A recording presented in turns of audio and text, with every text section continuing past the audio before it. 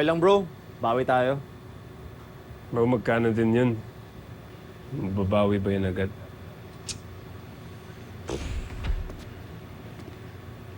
Oh, Dad. Chloe's in the car na. You wanna go? Sure, let's go. Yeah. How about you? Tito, I'll go ahead na. Okay. See you. Bro. Let's go. Dad. Papad trip ako. Laki nang natalo ko sa pusta. Yung ba talaga inisip mo? Hindi ko pa maintindihan, Dad. Ba't palagi bang nananalo yung makmak na yan? Dapat kasi pinag-aaralan mo siya para alam mo yung sagot. Sagot na ano? Na magaling siya? Dad, kutong lupa lang siya na sinuwerte. Nakachamba lang si Gago eh. Nak, dapat kasi hindi mo muna pinairal yung yabang at pride. Alam ko naman na alam mo eh, na magaling talaga si Makmak. Kaya nga dapat ngayon pa lang inaaral mo na siya. Para malaman mo rin agad kung paano siya pababagsakin. Dad, kaya ko siya pabagsakin. You're just the only one stopping me from fighting him. Let me fight him, Dad. Come on. I have no choice. Hindi pa hinog yung sitwasyon. Dad, listen to me. One by one, natatalo yung mga boxers natin. Kailangan maputol na yung streak niya. Ako lang ang makakapagpabagsak sa kanya, Dad. Please. Don't worry. Gagawan ko ng paraan yan para mapigilan ko yung pag-angat niya.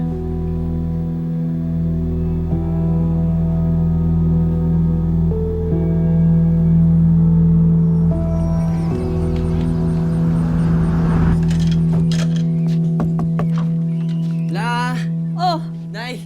Apo! Hello. Kumusta? Okay naman po. Naku, may sweldo mo? Hindi nga po eh. Ha? Joke lang! Naku naman eh! Ito po. Oh, Tinan nyo. naku, sa wakas naman. Sulit na ang paghihirap mo. La, ba't ako lang? Kasama kayo ni Nanay. Katas ito lahat ng mga sakripisyo nyo para sa akin. Anak, para sa'yo yan. I-enjoy mo yan. Pero La, Teka, magkano ba yung sweldo mo? Patingin naman. Exciting talaga pagka isang sweldo ka. First time, 1, 2, 3, 4, 5, 6, 7. ang laki no? Ito lang. 7,200 ako. Nay, para namang hindi mo alam. Di ba? Nung kay Nonoy pa, maliit talaga yung bayad sa mga boxer, lalo na pagbaguhan. May cut pa yung manager at yung trainer. Noon pa yun eh. Hindi pa rin nagbabago. Di pa tumataas. Grabe naman. La, ganun talaga. Nagsisimula pa lang naman ako eh.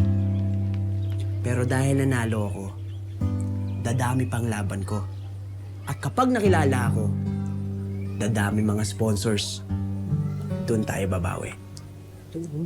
Ibig sabihin, maraming laban bago kumita ng milyones.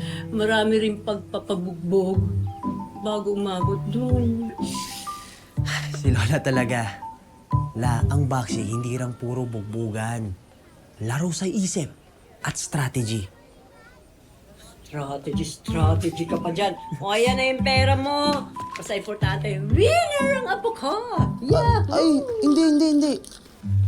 Maglilibre ako ngayon. Treat ko, sagot ko. Anak, huwag na. Itago mo na yan. Kakain na lang tayo dito. Magluluto ako, ha? Hindi naman palagi panalo ka. Tandaan mo yan. Sige, Nay. Salamat po. Salamat sa inyo.